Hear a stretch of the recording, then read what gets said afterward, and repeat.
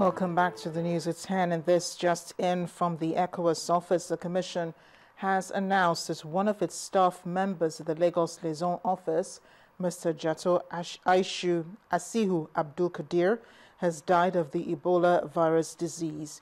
The ECOWAS Commission, in a statement, explained that the late Abdul-Kadir, a protocol assistant, was among those who assisted the Liberian-American Mr. Patrick Sawyer, who died from the Ebola virus disease at a Lagos hospital on July 25, 2014.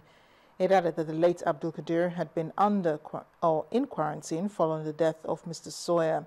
The Commission expressed gratitude to the Nigerian government authorities and others who contributed to managing the late official while he was in quarantine. Our state in its results will support member states in confronting this deadly virus.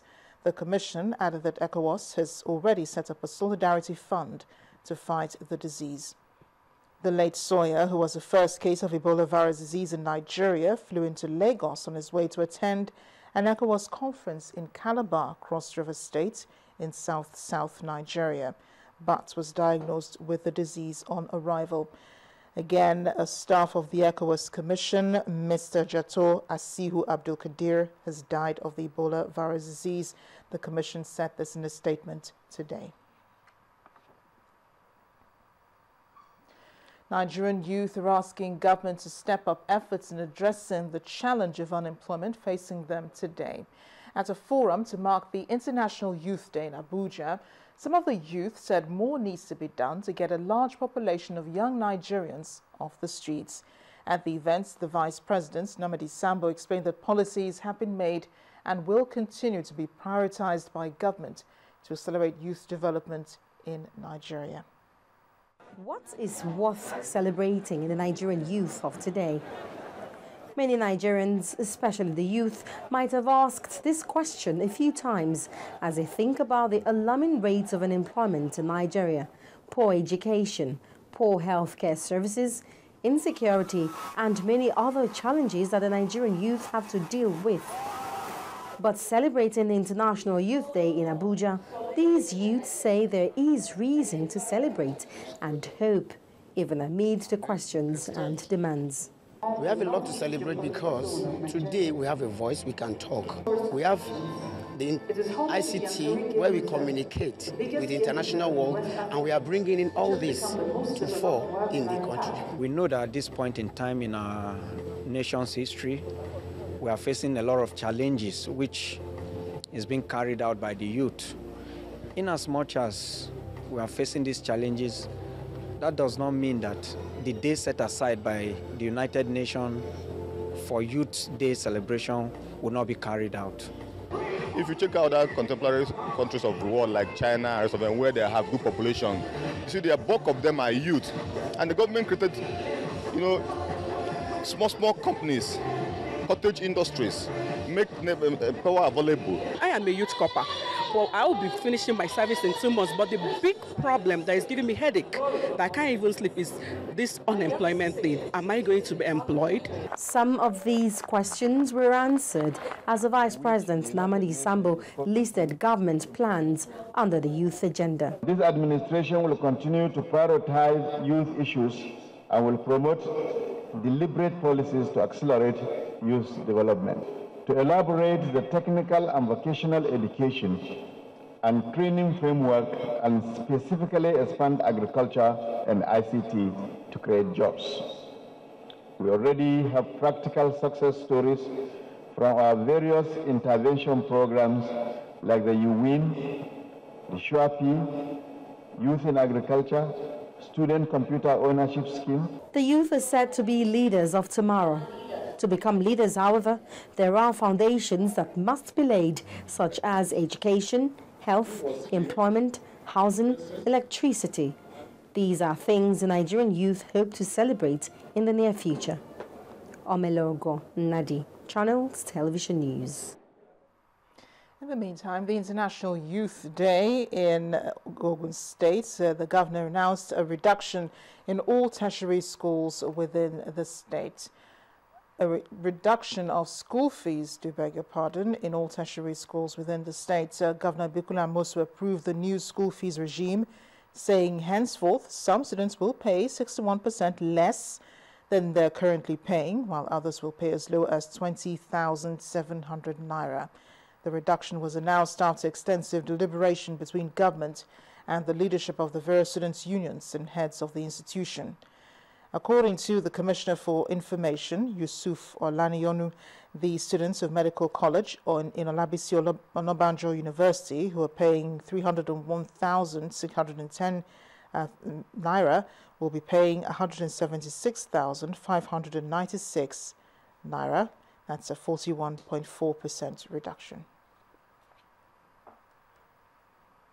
Well, the governor of Kogi State in north-central Nigeria, Idris Wada, has appealed to indigents of the state to avail themselves of the services offered by the National Identity Management Commission, the NIMC, in order to get the national identity card issued by the federal government. The governor said this in Lokoja, the state capital, after he was registered and given his national identification number by officials of the National Identity Management Commission. Now, he says the program is significant for planning, national security, and good governance. For some time now, the National Identity Management Commission has been trying to get Nigerians to key into the idea of registering with a view to obtaining the national identity card as conceived by the federal government. It is with this in mind that set some officials of the Commission to visit Kogi State, where the team first had an audience with the State Governor Idris Wada and top officials of the state at the Old Executive Council Chamber of Government House, Lokoja. Here, the leader of the team explained what the mandate of the Commission is. The creation of the National Identity Database is in two components. We have what we call the front end and what we call the back end component. The front end, Your Excellency, is something that we have here, where we do the daily enrollments to populate the database. So in all the state capitals, we have our state offices. And we are in almost all the local government areas in the Federation.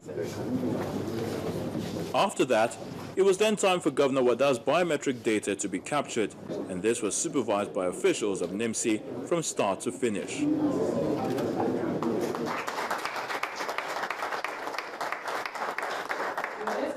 With that done, Governor Wada commended the federal government for setting up the National Identity Management Commission, which he described as a catalyst for the promotion of good governance and national integration.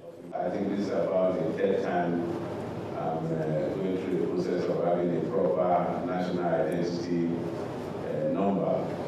It's critical for planning, it's critical for management, it's critical for governance, and it's also critical for national security.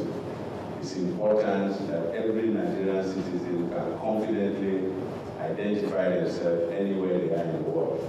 The next assignment of NIMC team in Kogi State is to take the awareness campaign from Lokoja, the state capital, to other parts of the state where the bulk of people reside.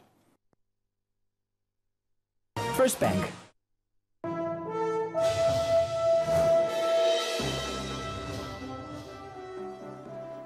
And in business news, ahead of the planned release of the nation's July inflation rate next week, some market watchers are predicting a 0.1% increase in headline inflation to 8.3%.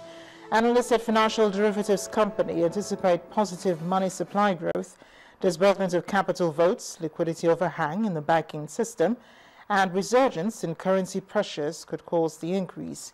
Despite their projection, they believe the increase will have a muted impact on interbank rates.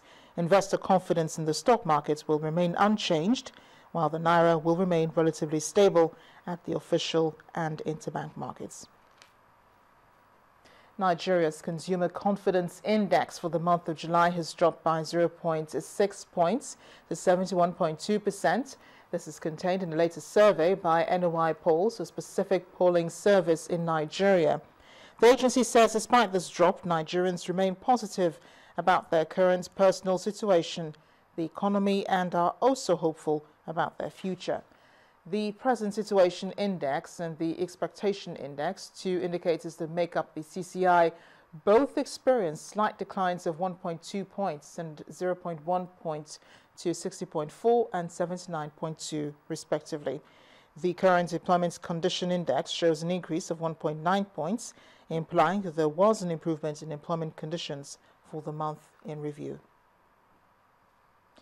Nigeria's merchandise trade has grown by 6.8% from 5.16 trillion naira in the fourth quarter of the last year to 5.51 trillion naira in the first quarter of this year.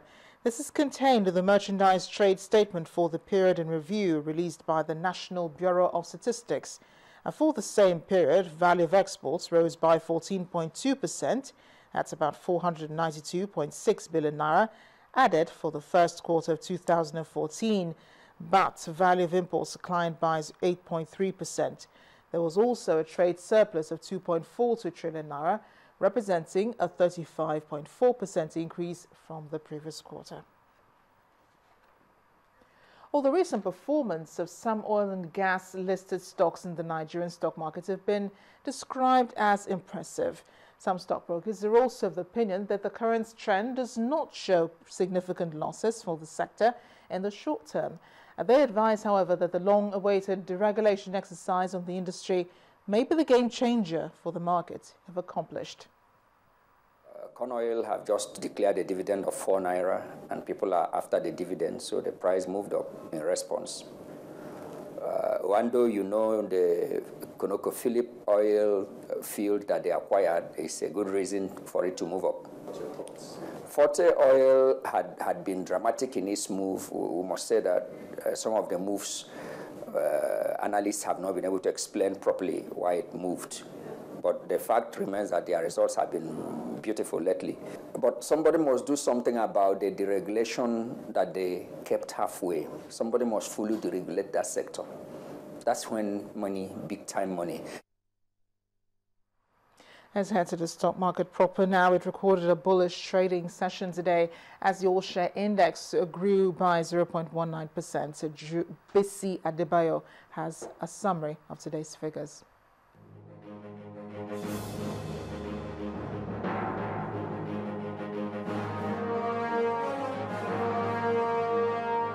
Hello and welcome to the Stock Markets Reports. The Nigerian equities market bounced back to winning ways today as the key index reversed previous losses. The all-share index rose by 0.19% to close at 42,092.73. The rise in the benchmark index is owing to the appreciation of highly capitalized stocks like Nigerian breweries, which gained 4 naira 49 kobo. Also, flour mills of Nigeria and Dangote Cement were top price gainers for the day. On the other hand, Forte Oil chopped off 4 naira 2 kobo from its share price, followed by Cadbury with 3 naira 52 kobo and Corn Oil with 2 naira 4 kobo. Access Bank recorded the highest volume of shares at 74.59 million units ahead of UBA and Transcorp. The total volume of shares stood at 288.55 million units, valued at 3.71 billion naira in 5,490 deals. And that ends the stock market reports. I am Bisi Adebayo. And that's it on business news as well. A look at global markets around the world. We'll be right back.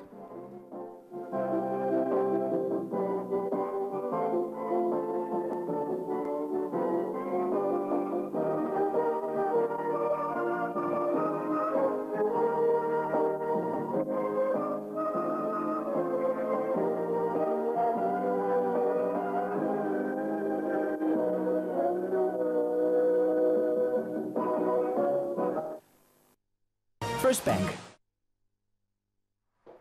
Still ahead on the news at 10, Spanish giants Real Madrid become champion of champions after defeating Sevilla to win the UEFA Super Cup. That's in sports news. Please join us again.